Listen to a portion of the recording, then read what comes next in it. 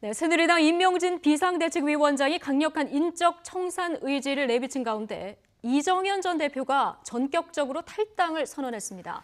야당은 어제 기자간담회를 열어 각종 의혹을 부인한 박근혜 대통령을 일제히 비판하고 나섰습니다. 국회 취재기자 연결합니다. 임성호 기자. 네, 국회입니다.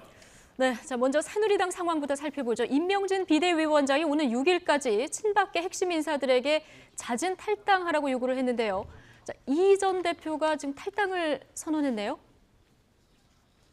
그렇습니다. 이정현 전 대표는 최근 당의 내홍에 대한 책임을 지고 당을 떠나겠다고 선언했습니다.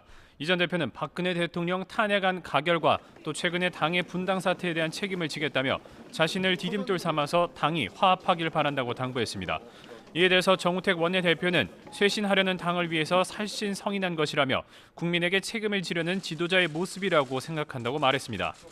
임명진 비상대책위원장이 친박계 핵심 인사들에게 제시한 탈당 시한은 오늘 6일입니다.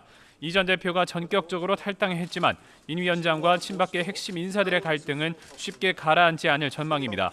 앞서 어제는 서청원, 최경환 의원 등 친박계 핵심 10여 명이 비공개로 만나서 임 위원장을 강하게 성토했는데요. 특히 최 의원은 이렇게 일방적으로 떠밀리듯 당을 떠날 수 없다며 차라리 자기를 죽이라고 격하게 반발한 것으로 전했습니다. 이런 가운데 개혁 보수신당은 민생 행보와 창당 작업에 속도를 내고 있습니다. 주호영 원내대표는 오늘 발표한 신년사에서 보수신당이 대한민국의 공동체를 책임지는 양심적이고 헌신적인 보수가 되겠다고 선언했습니다. 또 신당을 창당하는 오는 23일 전후로 50명이 넘는 의원이 합류할 것으로 기대한다고 밝히기도 했습니다. 신당은 오늘 오전 경기도 파주 도란산 전망대와 인근 군부대를 방문하는 안보 행보로 새해 첫 공식 일정을 시작했습니다. 네, 야당 소식도 알아보죠. 야당 모두 어제 박근혜 대통령의 기자간담회에 대해서 비판을 이어갔다고요. 네, 먼저 더불어민주당 추미애 대표는 박 대통령이 어제 신년 기자간담회에서 이번 국정농단 사태에 대한 책임을 모두 부인했다며 이는 뻔뻔한 일이라고 비판했습니다. 그러면서 여론전을 펼칠 게 아니라 헌법재판소의 출석 요구와 특검 조사에 성실히 임하라고 비판했습니다.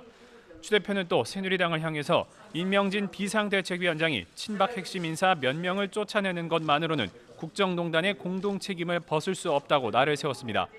또 개혁 보수신당도 여러 개혁 입법에 참여하지 않으면서 당 이름에 개혁이라는 단어만 넣는 것은 허무맹랑한 일이라고 비판했습니다. 당대표 선거 출마를 선언한 국민의당 박지원 전 원내대표는 박 대통령이 온 국민의 오장육부를 뒤틀어 놓았다며 직무가 정지된 대통령이 기자간담회를 여는 것이 가당하냐고 비판했습니다.